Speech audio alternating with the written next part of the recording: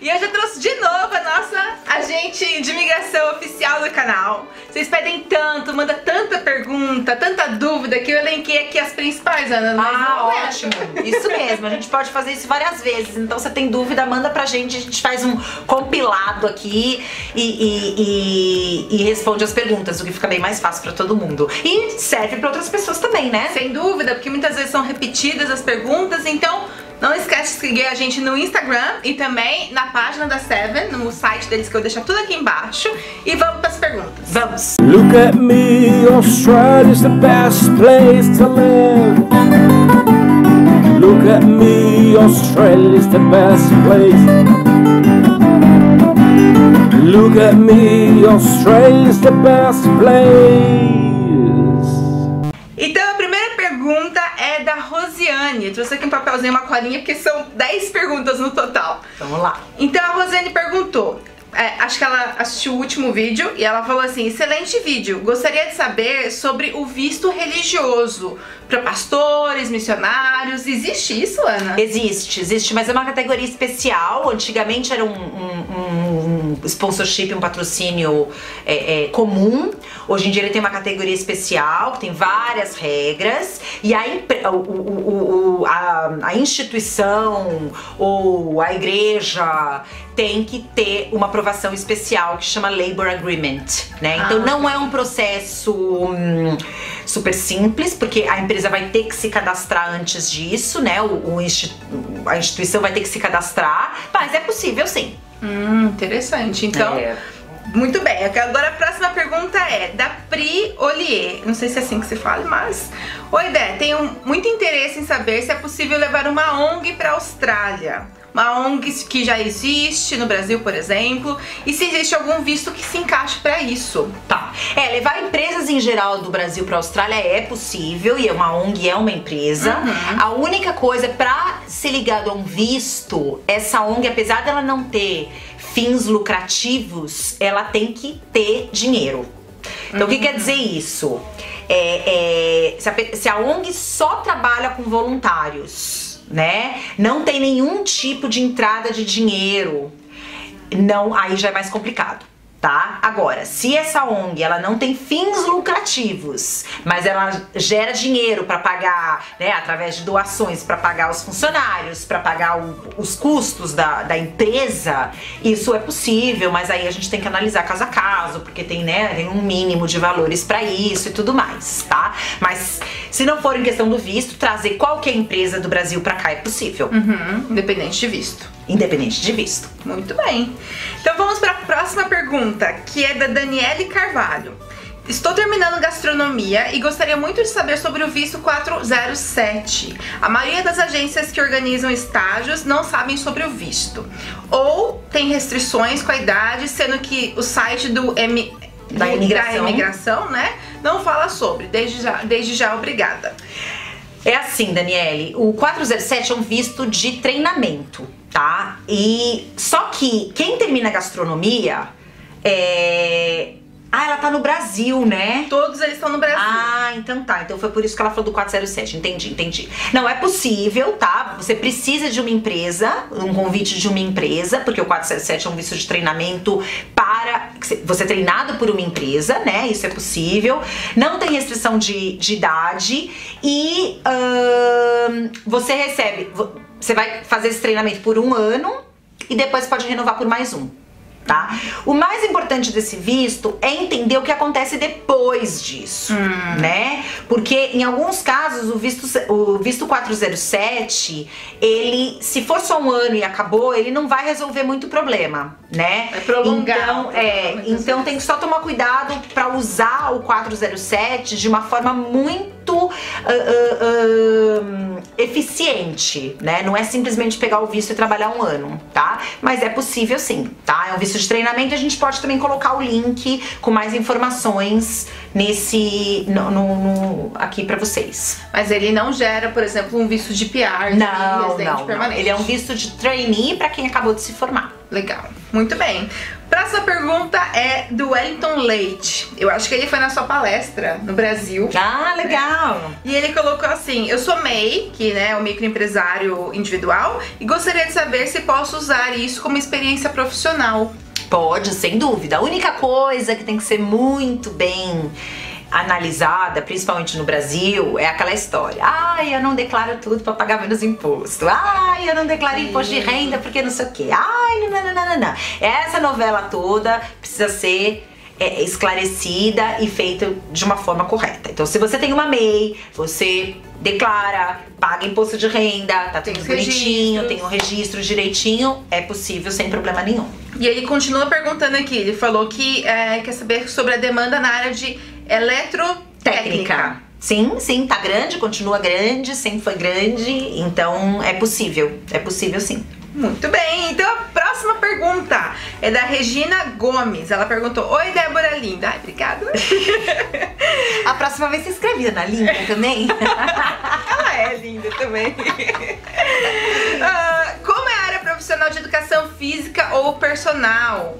Eu ouvi dizer que não necessita de faculdade, apenas um curso.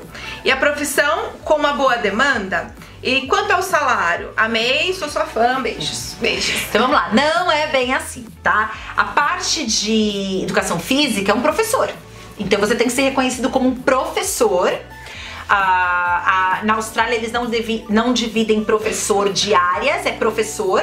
A única que eles dividem é idades. Então você tem professor de pré-primário, professor de primário, professor de ensino fundamental. Não, agora não é primário mais, era na minha época. Ensino fundamental, ensino médio, isso também tem. Agora, se você ensina matemática ou educação física, é a mesma coisa. A questão de professor é o nível de inglês, né? Que a gente tá falando, tem das 4 bandas do IELTS, né? Escrita, fala, entendimento e leitura, tem que tirar 8, 8, 7, 7. Então, no acadêmico. Então, é um inglês bem alto. Mas, é possível. Se o inglês não for um problema, o reconhecimento de professor de educação física para ser professor é esse. Personal é outra história. Realmente, o personal, ele precisa de um curso técnico, então o nível de exigência tanto de inglês quanto de estudo é bem mais baixo, mas não da residência, não tá na lista nem do sponsor. Então tem que tomar cuidado, porque a área, quando se fala em alta demanda, é demanda do quê? Se for a demanda do país, porque todo mundo quer ficar fitness, pode ter uma demanda alta. Agora, de estrangeiros, não, porque não dá visto esse caminho. Então, mesmo se a pessoa vem pra cá, é um personal trainer fantástico e uma academia fala: eu quero te dar o sponsor, eu quero te ajudar, não tem como, tá? Teria que ser um visto temporário nesse caso? Nem dá. Personal, nenhum visto? Personal trainer não dá, você já teria que ter algum outro visto residente ou do seu partner pra poder trabalhar com isso, tá? Agora, professor de educação física dá via professor. Legal. Caramba, muito bom.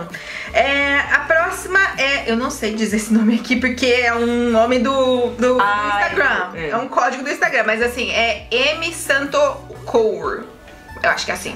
Bem, ela perguntou assim: pontuação pra quem não tem formação, tem como conseguir através do skill? Tem, mas aí tem que fazer um reconhecimento da experiência que iguale a pessoa como se ela tivesse feito uma formação. Então, por exemplo, eu tenho 6 anos de experiência como eletricista.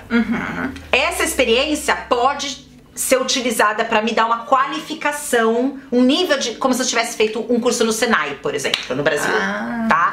Agora, não são para todas as áreas, né? Um professor, por mais que estudou, por mais que trabalhou 10 anos, se ele não fez uma faculdade, ele não vai ser reconhecido como professor.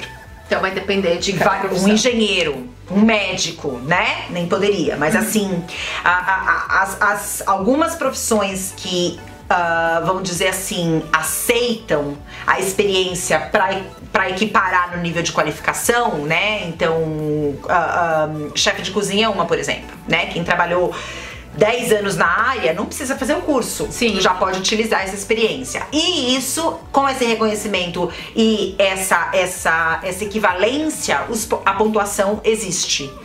É como se a pessoa tivesse feito um curso, mas só para algumas áreas. Então, existe a esperança, depende da sua E área. depende da sua área, é. Agora a próxima pergunta é da Virgínia Santos. Tenho mais de 35 anos, ainda posso migrar? 35? Jovem ainda. Pior é se tivesse a minha idade. A velha, né? Tá achando a velha. Pode. Hoje a maioria dos vistos permanentes, a gente tá falando de 40, não pode se tornar 45, então até 44, 11 meses, Mas você né? tem 10 anos aí pra correr atrás. Você tem 10 anos, você tá tranquila. E alguns vistos não tem limite de idade, né? O visto de trabalho puro não tem, o partner visa não tem, então... O de estudante. O de estudante não tem, mas pra migrar, tranquilo. Até 45 anos, 44 anos e 11 meses, tá tudo bem. Então você tem chance ainda, Virgínia. A próxima pergunta é aqui do João MVD Santos. Mudança de primeiro-ministro na Austrália vai influenciar na migração? Acho que essa é uma ótima pergunta. É uma ótima pergunta. A política, ela sempre influencia, né? Não é o primeiro-ministro que tem o poder, mas como um líder, ele vai, se ele for contra a imigração, óbvio que ele vai instituir no parlamento ideias que Pra funilar. Se ele acredita que a imigração é o futuro do país e que os imigrantes são necessários, lógico que ele vai instituir. A boa notícia é que o ministro que entrou agora, principalmente o ministro da imigração, que mudou o primeiro-ministro também, e o ministro da imigração, ele é muito a favor, ele acredita, né, que eu até coloquei, se vocês quiserem dar uma olhadinha no Facebook, eu coloquei a matéria onde ele diz o porquê que ele acha importante, então isso ajuda. Agora, não é uma decisão do ministro de abrir a porta ou fechar a porta, né, isso é uma decisão que é tomada em conjunto com o parlamento e tudo mais, mas ajuda e sem dúvida agora é uma época boa pra isso. E a próxima pergunta ainda falando aqui de política, né? Eleições e tudo mais. Depois das eleições do Brasil, o índice de aprovação de visto na Austrália pode mudar? Pode! Vai aumentar sim 1000%! Vai querer fugir do Brasil pra vir pra Austrália. Olha, não tem nenhuma relação direta, né? Os países, na verdade, eles não são calculados por nenhum tipo de situação, exatamente situação política. Agora, alguns vistos, por exemplo, o visto de estudante, ele tem um efeito. Porque existe uma das cláusulas do visto de estudante que ele diz que a pessoa tem que comprovar vínculos com o Brasil, e eles levam em consideração a situação social, econômica e política do país, pra ver se a pessoa quer voltar ou não, né? Então, se o país hoje tá enfrentando uma crise terrível e todo mundo quer estar fora do Brasil, óbvio que na hora que o visto está sendo analisado, isso pode ser levado em consideração, e o case officer, né, que é a pessoa que decide o visto, fala, não, eu tô achando que de acordo com a situação do Brasil e a sua situação, você não vai ter incentivo para voltar para casa, então seu visto está recusado. Então, eu não diria que as eleições do Brasil vão influenciar, porque o Brasil já está sofrendo há um tempo. Então eu não acho que vai piorar, né? Mas... quer dizer, eu espero que não, né? Mas a gente nunca sabe. Mas sim, tem uma certa relação. Mas hoje, como que o Brasil é visto perante a imigração nesse sentido? Se ele é visto com alto risco, com baixo risco? Existe, vamos dizer, um risco mediano, ele não tá nem nos alto risco, nos países de alto risco, mas também não tá no menor, né? Então do risco 1, 2, 3 ele tá no 2. Agora, tem muita recusa no Brasil que vem baseado na análise feita pelo case officer de dizer, não, essa pessoa não baseado na situação dela atual, eu não acredito que ela vá voltar pro Brasil, por exemplo. E aí eles incluem a parte social e econômica do Brasil nesse momento, né, que não é boa. Então, isso tem uma certa influência, né? Ótimas perguntas, tô amando. Muito bom mesmo, gente, continue mandando, muito legal. E a última pergunta de hoje a Dé Macedo mandou uma pergunta assim: quero saber qual o primeiro passo. Tá bom. Primeiro passo é seguir a Ana no Facebook, a Seven, e assistir todos os nossos vídeos do canal. É um bom começo. Eu acho que o primeiro passo é entender, né, quais são as possibilidades, aonde você se encaixa, então fazer uma análise do seu caso. Tem gente que tá preparado, que falta só inglês, tem gente que a profissão no Brasil não ajuda, então já tem que pensar numa nova carreira.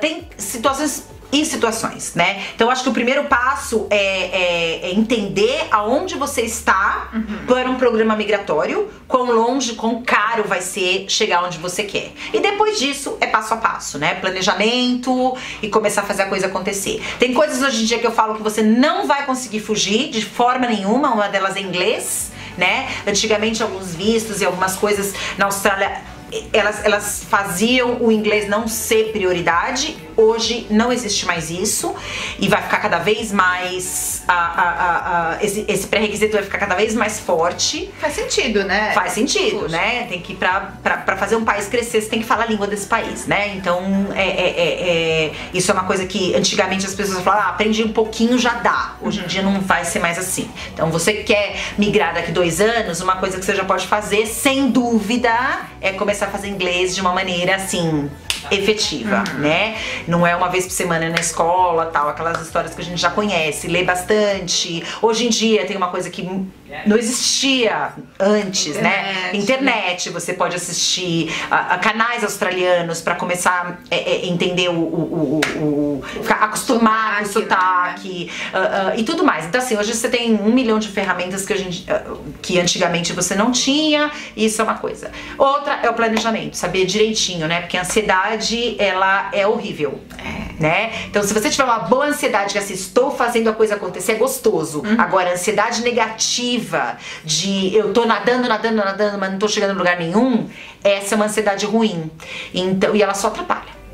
É verdade. Tem que ter muita maturidade pra encarar esse processo como um todo, né? Porque você vai olhar lá na frente e falar assim, não, é aquilo que eu quero almejar. Mas todo o processo, ele nem sempre é fácil, né? Não, eu até diria assim, não existe fácil ou difícil, né? Mas precisa de determinação de qualquer maneira. Não existe o milagre, né? Então, as pessoas que têm preguiça, não é um processo para ser feito. Não vem pra Austrália. Não, vai ser difícil. Agora, quem tem uma determinação, não é impossível também, né? Então, tem que se informar e ter planejamento e determinação para manter o planejamento em dia, né? Porque tem gente que planeja muito, mas na hora de fazer acontecer se perde. É verdade. Então, por isso que é bom sempre estar alinhado aí com o seu agente de imigração, para saber as coisas que mudam, né? E aí, às vezes, até traçar um plano B, se alguma coisa mudar, mas sempre tá em dia aí com o assunto, né, Ana? Com certeza, com certeza. E aí é possível, e é até gostoso, porque é um desafio. É quando as pessoas chegam pra mim e falam, ai, Ana, eu tenho um problema. Eu falo, não, você tem um desafio, não é um problema. Existe porque o problema muitas vezes não sabe nem como resolver, mas o desafio é assim, tá bom, meu desafio é esse, como é que eu resolvo esse desafio? Então vamos fazer, né? Então existem formas mas é um processo demorado, é um processo caro, né? É um processo que vai demandar muita energia. Então as pessoas têm que estar preparadas. Queremos muito isso? Queremos. Então vamos planejar e vamos fazer. Então, Ana, muito obrigada. Imagina, um prazer. Quantas vezes precisar é só me chamar. Ela sempre tá muito disponível aqui pra ajudar vocês, pra gente gravar vídeo. Então agora cada vez mais a gente vai ter vídeos aí esclarecendo essas dúvidas de vocês, vídeos específicos também sobre cada um dos tipos de visto que vocês querem saber. Então se tem algum tipo de visto específico que vocês querem saber, deixa aqui embaixo que a gente vai gravar pra vocês, tá bom? Isso aí. Até a próxima, gente. Até a próxima. Tchau, tchau.